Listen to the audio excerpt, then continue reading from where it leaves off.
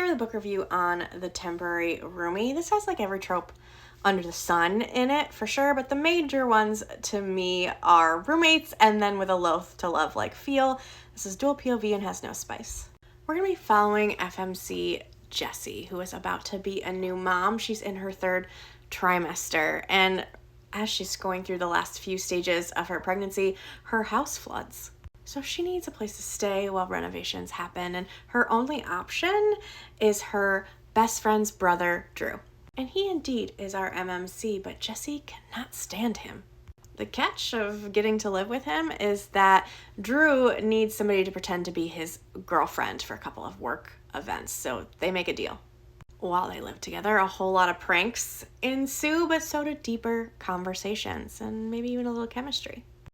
I gave this 4 stars, and it's a pretty soft 4 stars, I would say, but somewhere I still didn't want to give it necessarily 3.75 because I did really like it by the end.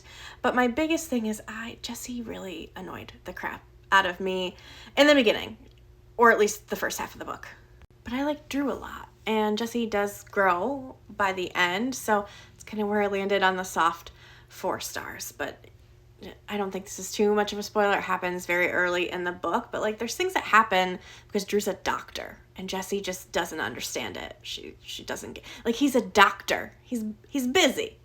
But I did like it by the end, and part of that is the found kind of family feel you get at the end that you always get with often like an accidental pregnancy trope or like a single parent trope. So it won me over by the end. There may be too many tropes in this, to be honest. A lot of tropes, but because of the amount of tropes, it does get a good rom-com feel that way. So this is definitely not my favorite Sarah Adams, also not my least favorite Sarah Adams.